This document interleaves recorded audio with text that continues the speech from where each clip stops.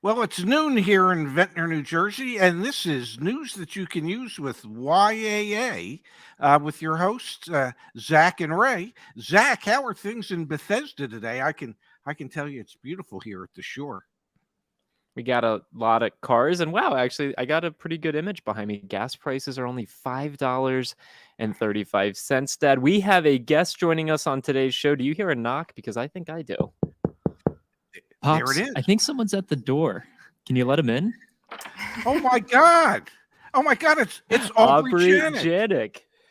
Hi, how are you guys? We are well, and we are so excited to have you here today. Thank you for having me. I'm pumped to be here.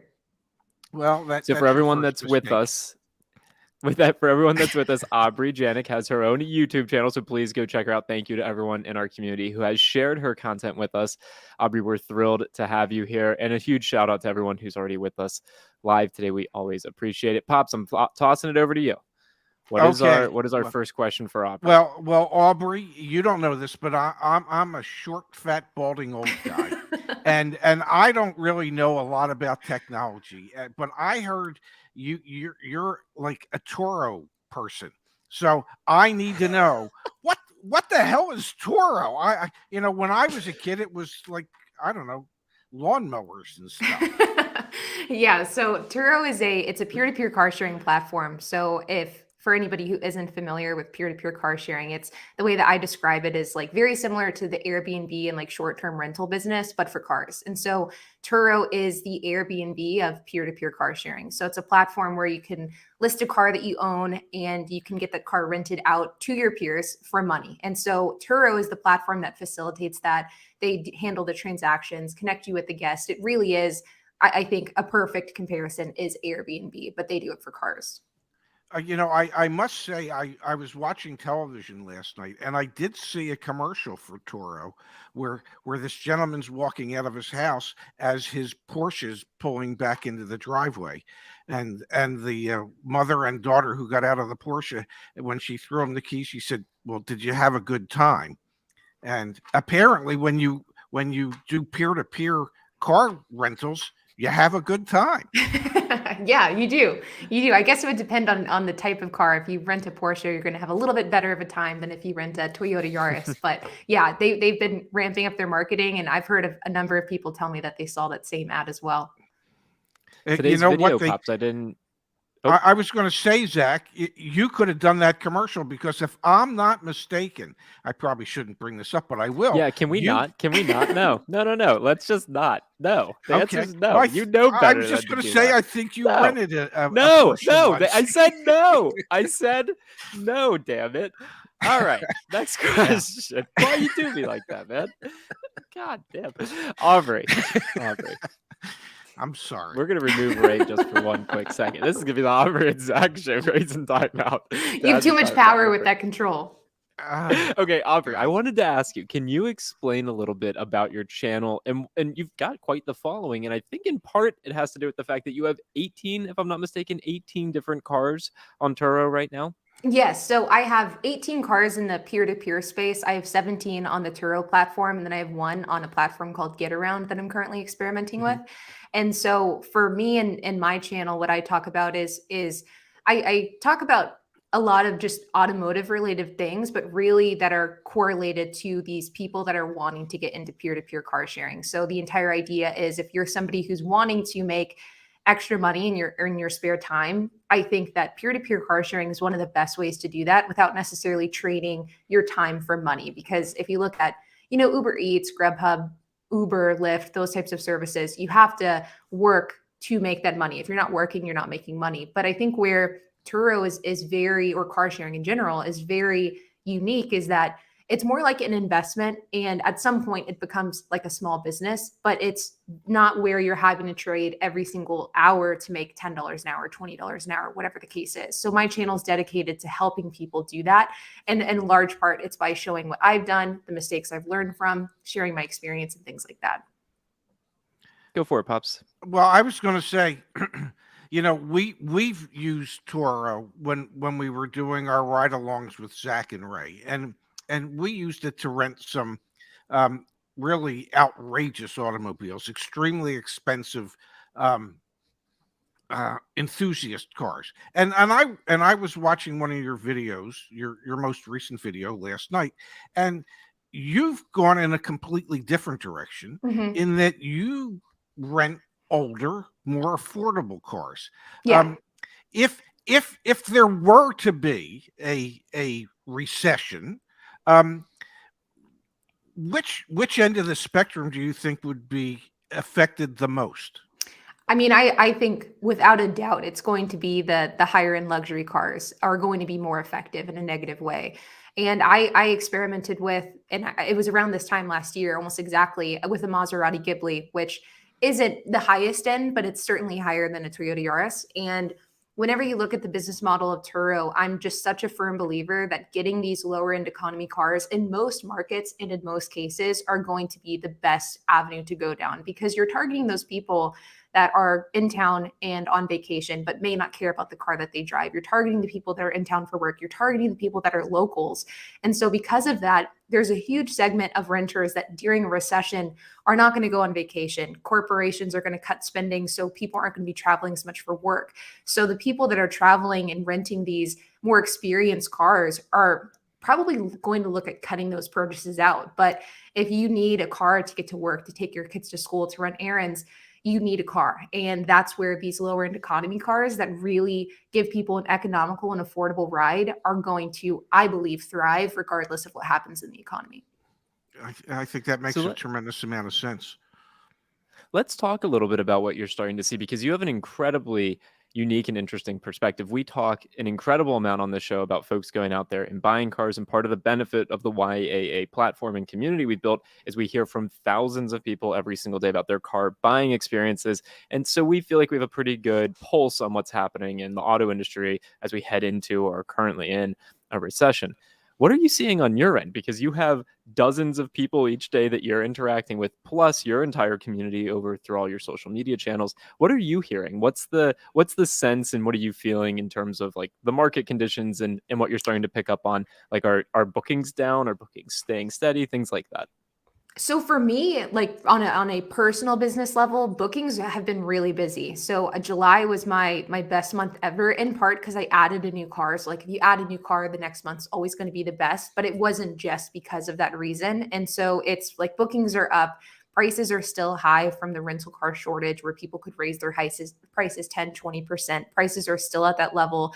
And so demand, I think, hasn't fallen. I think that where demand in some areas has fallen is in oversaturated markets. I've said a number of times in my videos that I think Teslas on Turo are bad buy. Like I don't think you should buy one. I think there are far too many. And so if you go into a market like Denver, Colorado, and you buy a Tesla Model 3, your car probably won't perform well. And so I don't think though that's because of a recession. I think it's because of just oversaturation with that type of car. And so I think from a like business standpoint with Turo specifically, you're seeing pivots, but I don't believe that it's because of any specific type of market shift. I just think it's as more cars get added, as new hosts come on, there's going to be different demands for different markets. As far as like the car prices go and just like the automotive market, I think I feel like in my market, I feel like sellers, because I buy most of my cars from Facebook. So it's like those third party sellers that are really, they can be pretty shady. And I feel Yeah. like the price decreases that we're beginning to see haven't hit that part of the business yet. It's like people are still like, well, I sold this car for 10K last year, so I'm going to hold out until I can sell it again for that same price this year, even though it probably isn't, not even probably, it definitely isn't worth that price. And so I think it's going to be a while before we start seeing real declines on that kind of lower level third party selling alternatives. I've got I another have question in my head, but go ahead, Pops. Well, no, I'll let you go first because I have two questions in my head. No, go. I've got a better memory. Yeah, I've already forgotten my questions. What would you say is the average for your fleet? And I'll refer to it as a fleet because you have 17 cars in Turo. What is the average daily rental cost of one of your vehicles per se? It's between 35 and 45 a day. And so the average is probably like 38.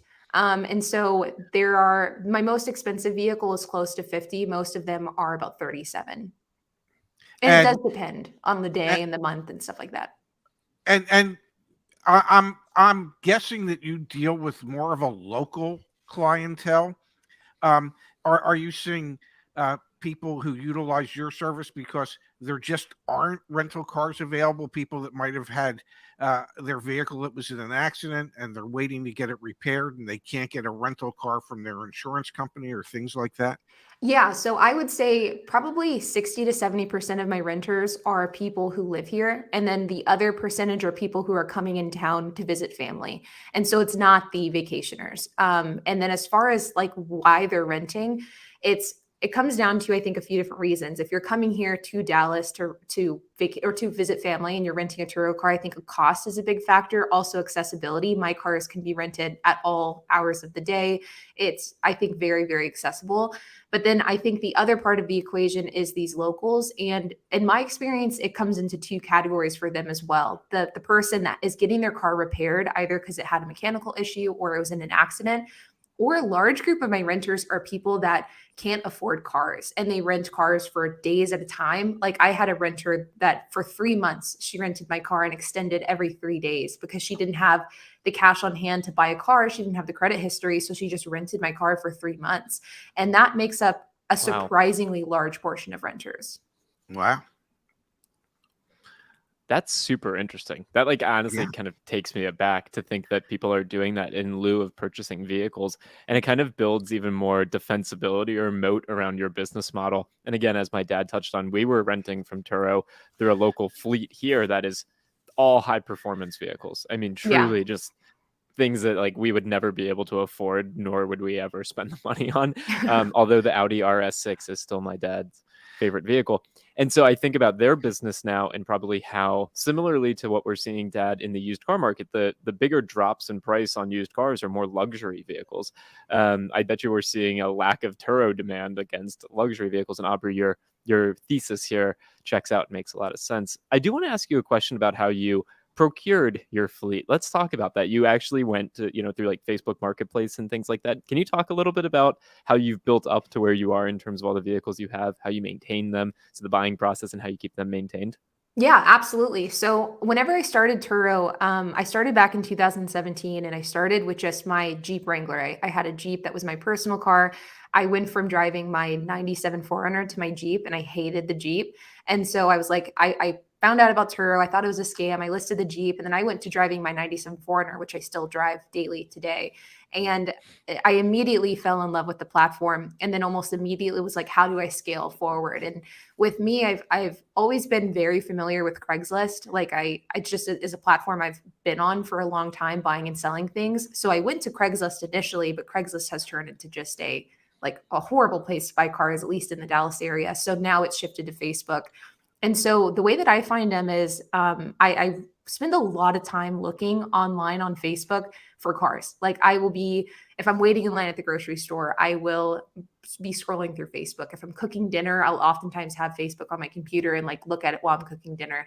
So it's like almost any time I'm just kind of doing something mindless where I can be looking at my phone, I'll be scrolling through Facebook. And so anytime I find a car that meets the requirements of Turo, which is 130,000 miles or less, 12 years or newer, and now I kind of look for something that's like a 2012 with 110,000 miles, I will message the seller. I'll run the Carfax, and then me and my fiance, who's my business partner, last year he quit his job to help me run the Turo fleet.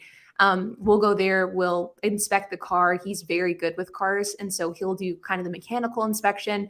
We decide whether or not we buy it. If we buy it, we'll clean it up, make sure it's mechanically sound, and then rent it out. And then as far as maintenance goes, I used to be the one who was doing the maintenance, at least the basic maintenance, on my own by like watching YouTube videos, calling my fiance and like asking, hey, how do you do this? How do you do that? Since last year, whenever he quit his job to work on the Turo fleet, now he does it. And so we have like a Google Drive where we keep track of the maintenance. We have a Wow. shop in our garage where everything is kept, buy everything in bulk. And so it's like a mini kind of fleet shop operation at this point. Dad, this is so cool. It really is.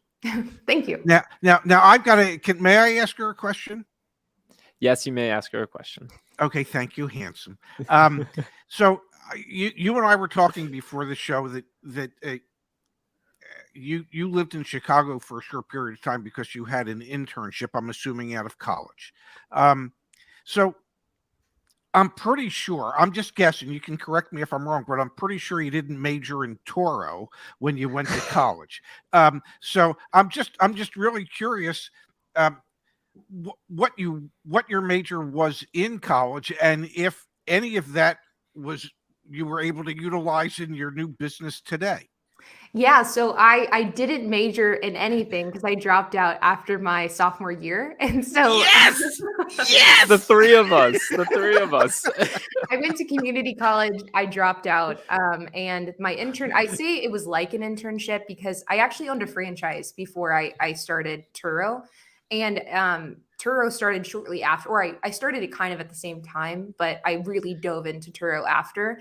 And the franchise ended up closing because of a fire. I had to decide, okay, what am I going to do? I ended up going into Turo, but the internship I was with it was a connection that I had made with a multi-unit franchisee out there. So I went there to shadow a franchisee that owned Popeyes, Checkers, a bunch of different other franchises. And so I was there working with him to learn how to open a franchise so that I could then go do that a couple of years later. Very cool. Yeah, this is a threesome of I think I dropped out of school after my third or fourth semester, maybe my fifth semester. Zach was after his third semester. And so between the three of us, we can prove You get a degree, maybe. We could get a degree, maybe. Yeah, perhaps, but we can prove that realistically, if you're willing to work hard and find the right fit in life, one doesn't necessarily need to go to college or have a degree, except I guess, of course, if you wanted to be a surgeon of some kind. But otherwise, Yeah. you can be successful in life without actually having to complete college. 100%. I'm such a firm believer of like not going to college if it's the right fit for you. And I think that we as a society put way too much pressure on teenagers to go to college. I think if you don't know what you want to do in life, I don't think college is a good choice. And like the three of us are all examples of that. Let's talk a little bit about, I want to hit on one more piece of the Turo business, because for a long time, availability to credit was cheap and plentiful. I wonder, Aubrey, did you see people in the Turo space get these big, cheap lines of credit and maybe overextend themselves? I'm curious in part because we're starting to see now the finance charges at the dealership level, of course, floor planning costs increase and interest rates in general for auto loans, mortgages, et cetera, increase. So I'm curious a little bit about the people who are running these Turo fleets. Could they have potentially overextended themselves while things were easy? Like, is that something that you've seen? Yes, I think so. Two answers to that. Yes, I think people have absolutely done it. No, I don't think I've seen the effects of that yet because I don't think we've quite hit that like part where we're now seeing like the bubble is popping, but I don't think it's quite popped yet. And so I think that over the next year, there's going to be a lot of Turo hosts that have overextended, especially the Turo hosts with these nicer cars. I think if you have financed a number of 2020 model vehicles, 2021, 2022, when we're seeing these insane prices, you are putting yourself in such a dangerous spot. And I think that over the next year, 2 years time, these hosts that have overextended themselves are going to get squeezed. And I think I 100% think it's going to happen. And it's just a matter of time. It kind of reminds me, Dad, we talk about it a lot on our show and in general, folks that have overextended themselves buying used vehicles as prices have been so inflated, or people who end up getting boxed into buying new cars with all this fake, additional dealer markups, just air being added onto it. And essentially they're financing well over 100% of what the value is of the vehicle. And we're starting to see, Aubrey, on the loan delinquency side, we're starting to see a significant increase in loan delinquencies, and ultimately that'll result in an increase in repossessions. And it's just fascinating hearing about your business and recognizing that you have tens of thousands of followers, or I guess, again, across everything, hundreds of thousands of followers, and they look to you for advice on running their Turo business. I'm just connecting the dots and thinking, okay, there's probably people who, just like as individual consumers have maybe spent a little bit too much money because credit was cheap and are overextended, there's probably a subset of people who did the same exact thing with Turo businesses because they thought it was a good idea. And maybe, like you're saying, we haven't seen the bubble pop quite yet, but it would be interesting for some of those fleets that are maybe a little more pricier vehicles, bigger lines of credit, demand for those vehicles is starting to drop. Like I'm connecting the dots here and thinking, oh, maybe there's another source of new inventory in the Yeah, used car I market. I think Repossessed there will Turo be. fleets. Exactly. And I think that there's going to be. I think it's unfortunately like, so I grew my fleet with cash cars. My Jeep Wrangler was one of my, and my Maserati Ghibli were the only two finance cars I had, and they're since long gone. And all my cars are cash. I expanded my fleet organically, and I understand where people get frustrated because a lot of people tell me like, well, you were buying cars back whenever cars were $4,000 and you could buy decent cars for that price, and now you can't. And so I understand the frustration and where people are eager to get into the business and they want to finance a car. And I always say, don't finance a car if you can't pay for the payment just out of your daily job. Like if you're going to have to rely on Turo to do it, you're making a mistake. And I think too many people have made the mistake this last year. Zach, I'm Yeah. thinking that perhaps there could be that RS6 in our future if if things don't go well for our buddy. Yeah, I keep your sure hope fingers not. crossed. Well, Aubrey, I I'll want to look give out. another shout out for your channel and where people can find you. Again, if they were to just Google search your name, Aubrey Janik, or on YouTube, things like that. But do you want to give a quick plug for the different resources and things that you provide to your community? Yeah, absolutely. So I have a YouTube channel where I post videos 3 days per week. It's under Aubrey Janik, and that's where I talk a lot about Turo and just car news in relation to Turo. I also have a vlog channel as well called Aubrey and HP that kind of shows my day-to-day business operations. And then I have a car sharing course called the Car Sharing Masterclass as well. So please, if you are here and you found this interesting, please, please, please, or if you're listening to the podcast afterwards, just Google Aubrey's name. You'll find all those resources and more. Aubrey, I don't want to overextend, what we've asked of you, but maybe we can get you back on the channel again in a couple Yeah, months and hear what's going on in the absolutely. Turo world. Absolutely. I appreciate you guys having me. Can I say Awesome. Well, something? thanks so much. Go ahead, May- Pops. I think you're wonderful. I think Thank the you. energy you bring and your passion for what you do, I think it shines through in everything that you do. And God bless you for having the gumption to go ahead and put all this together and be out there trying to help others who are thinking of perhaps doing the same thing. Thank you. I really appreciate it. Well, I really meant it. Thanks for being here, Aubrey. We'll talk Thank again you. soon. Thank you so much. Thank- Bye-bye. That was quite nice, Dad. What, me being nice or having Aubrey? No, Aubrey being here. I put a I- link to her YouTube channel in the chat, by the way. So if you go up in the chat, it's right there. That's the link to Aubrey's channel. But again, just Google search her name and she pops right up. She's everywhere, just like you, Pops. Well, what can I say? I think she's really somebody that understands peer-to-peer type of operation, and she just has a real knack for it, and an openness and honesty about it. Yeah, no, I mean, I've watched plenty of her videos in advance of her coming on and really appreciate the perspective she brings. And also, I think she's right about the business model. The people that we used to rent from here in the DC area, I mean, it's all exotics. And I'm just like, you guys are stuck with really high car payments on a line of credit. And yeah, that's a tough situation to be in. But Pops, may we switch gears? Of course, you are the director. You are my my big boss. And apologies for the memory comment earlier. I am incredibly I fortunate forgot- and happy I forgot it already. and excited that my dad's memory is sharp and cognitively he is all there. So yeah, no, I take back what I said. I love you, Dad, and I'm sorry that I commented. What did you say, honey? Down goes Shevska! Down goes Shevska! Really? You gotta be kidding me. All right, Dad. Yesterday we talked about how Toyota and their Hino Motors division, or the corporation that they own, had their fuel emissions scandal, which is Yes. really, really, really bad. Well, I got to one-up that today, Dad. GM refund on Chevy Bolt EVs comes with a catch. Oh, You have yeah? to waive your right to sue. GM cut Bolt prices by thousands after a battery recall. It's offering earlier buyers a refund to match, but owners must waive their right to sue over their vehicle, a battery defect, or a battery recall. In part, I'm bringing this up, Dad, because this is a string of General Motors news that just... I don't want to be Miss Kimberly Klein. I don't want to say frost my cookies, but this just doesn't make sense, Dad. What is GM doing? Have you ever heard of this? Well, they're trying to protect their future financial interests, is what they're doing. And if they're putting a $6,000 price tag on what it's going to take to get you not to sue them, my guess is that's a lot lower than what they had anticipated a suit might actually cost them.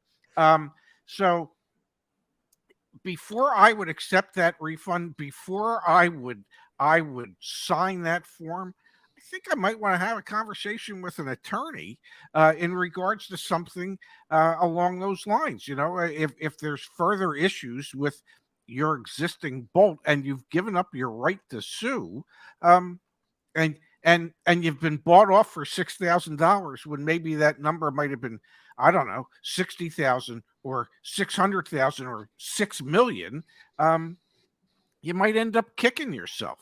But obviously General Motors has figured out this is a cheaper way to go than to have to, because what it states is if there is a class action suit, that you can't join the class if you've accepted this refund. Well, that class action lawsuit could be for hundreds of millions of dollars. And you're selling yourself short at $6,000 would be my guess. Dad, I've never heard of a manufacturer. I'm not even just saying an automaker, a manufacturer essentially selling you a product and you have to sign something that says you won't sue them. Like, in what world have you ever bought a product and signed a covenant not to sue someone? Like that doesn't compute in my brain. Well, it's only because they had to lower the price of their vehicles in order to sell them, and this is the PR aspect of, see, we want to do right by the customers that had paid more before we lowered the price, so we want to give them a refund. But they're attaching a rather significant piece of paper to it that says, well, if there is further issues with the bolts, you can't sue us over that.